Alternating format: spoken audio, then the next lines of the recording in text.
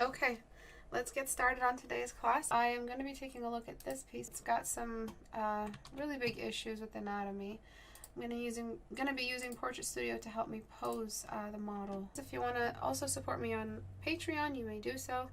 At just $1. That's all that's really asked and requested. But if you want educational material in exchange, you can join as an apprentice.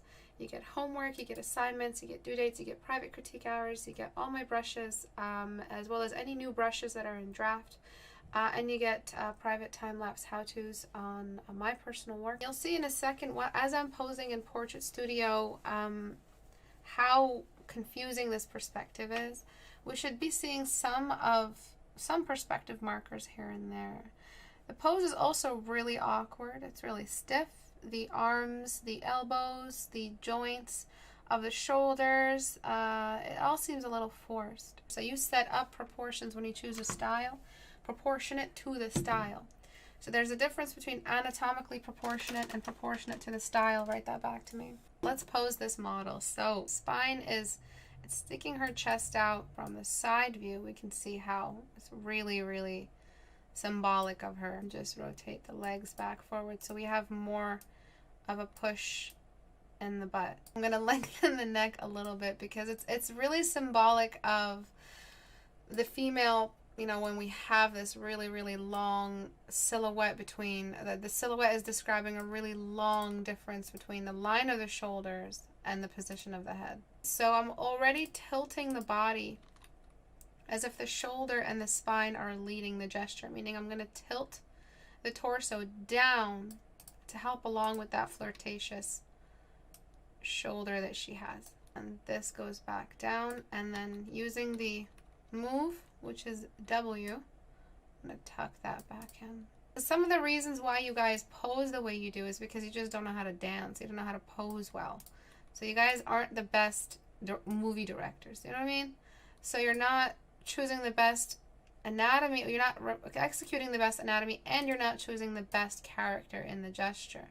So taking your time posing should really, really help, at least to reveal like how much you can do with the dance, with the gesture. Using the R, I'm using the red line to twist in and shrink the waist, but I'm using this to resize it back to be proportionate. See what I'm doing here? And now we're thinking about posing her for the camera. So to help with the curves, I'm going to push the joint out on both legs. Tilt the chin inward, and I'm just going to try to choose a light source that's more flattering but not scary.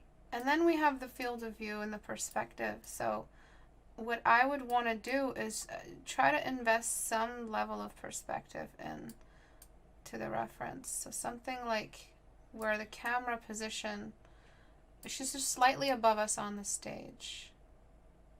Like that. Okay, it's hard about my random, like, involuntary burps. I don't even know where those are coming from.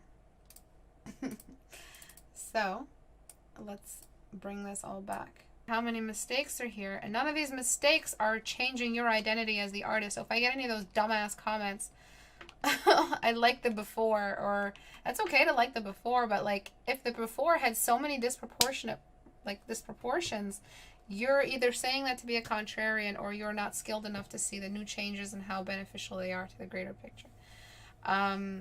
Or you just really like the before for some reason because I changed something or was misguided in one of my changes, which happens. It's rare, but it happens. Okay, so let's make these changes now. So before, really big head. This is just with these liquefy changes, just so that the joints make sense and everything locks back into proportion. You really wanted to do a lot with that shoulder, and it ended up being too big. And again, this is not something I would have changed on my own if I hadn't looked at my model here. Just like that. So we're getting an appropriate representation of that breast in the light. Gesture, that was the most important thing. Before, after. And remember, there were stages of the critique. There were my corrections, and then there were the basic corrections to help promote the artist's personality in the piece. But honestly, I don't mean to be rude when I say this. You guys have no business having a personality. You need to learn your anatomy first. And when you're making mistakes and you're saying, no, that's just my style. No, it's not. You just don't know how to do the thing you're supposed to do. And you're saying that that's your style. Not that I'm not saying that Leila said that. But I've had artists before say, that's my style. You have no fucking idea what you're doing so that you can have a style. Everything you've done thus far is accidental. And that's not dependable. And if I was hiring you and I looked at your work and I was an experienced artist, I would know for a fact this is not style, because I've been there. And I remember making these mistakes, and I remember how aloof I was to the ways of the world. You are not someone I would hire as a dependable skill set in my studio. So that's technically why I don't entertain or give a damn about a student's style, because they don't have one. It's just a succession of bad habits and repetitive decisions, or a specific color they feel safe with. They don't have enough of an experience to pull off a calculated style. But that's enough bitchery for one day. Thank you everyone for watching today. But remember that the arms are not more important, and if you lose your arms, you don't necessarily die.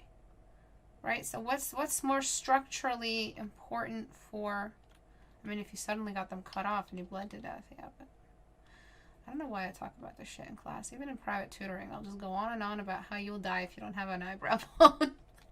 Stupid. Even then.